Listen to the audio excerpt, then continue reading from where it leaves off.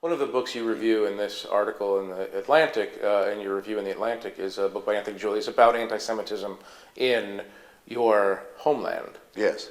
The record of England on the Jewish Juden front is actually not that bad.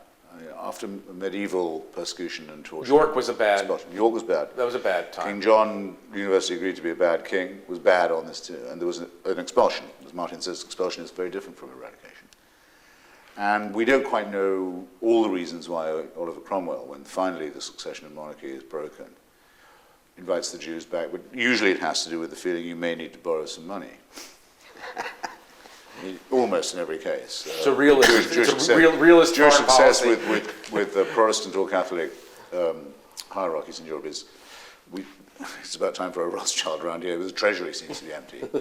That's a form of anti-Semitism in itself, as even philo-Semitism is. I mean, there are... Well, philo-Semitism is just the flip side of anti-Semitism. It can convert into anti-Semitism very quickly. You can meet, I have met, lobbyists for other foreign governments in Africa and elsewhere, in Washington, who say, what we want to do, can you help us with this, is make best friends with AIPAC. Because everyone knows the Jews really control this place. And so if we want to get anything done, we want to be friendly with these wonderful people. Well, it's not, I don't know if that's philo-Semitic. It's not necessarily anti, but it's iffy. Philo-Semites are anti-Semites who respect Jews. But anyway, the British, even in the 1930s when there was an organized fascist movement in Britain, I don't think, I'm sure that you can't point to any Jew being killed. You might, a Jewish shop window being kicked in, yeah, definitely. I don't think anyone was killed or even badly hurt. A lot of outrage in the country against the maltreatment of the Jews in Germany. Emile Zola, when he had to flee France, came straight to Britain. He wouldn't have thought of going anywhere else, frankly. But in the literature of the country... And socially, have you ever felt it? I mean, not directly you, because you... But... because you're a mufti. In Philip Roth's, one of his very best novels, The Counterlife, he takes it on. But I mean, there's a bit where he sort of explodes his own case, where he has two Jews walking along in beanies, and then he has some jovial, red-faced guy in tweeds coming up Sunday morning. This chap's just come out of church. And he sort of rears back and says, you people don't even dress right. And now, anyone with an elementary ear for English speech would know that no Englishman would say that. Yeah. They would say, dress proper or properly, depending on class. So that's a sort of cooked up bit. And actually, I felt estranged from that. I thought, no.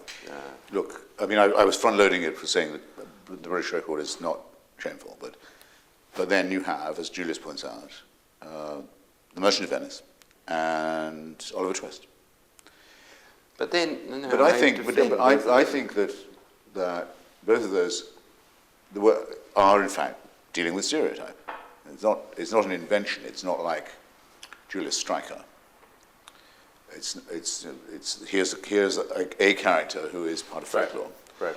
But in English popular fiction, which is something I know a lot about and have written quite a lot about, in the work of Dorothy Sayers, a man called Sapper, the inventor of bulldog drama, in some of Kipling, disdain at least. It's disdain rather than the continental European fear, right? It's quite often identified with Bolshevism, right, and with organized crime.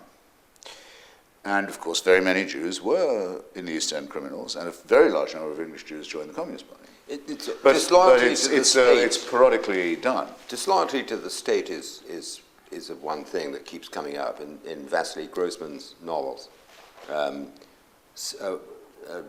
casual anti-Semitic remark is, you're Jewish, well, your son wouldn't fight for this country. Lack of martial virtue, a big thing.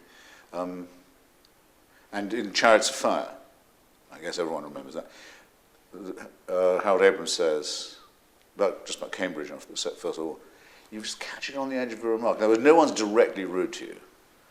But there's a coolness. That would, in some way, I like to think, sort of un-English. That would be crude, rather.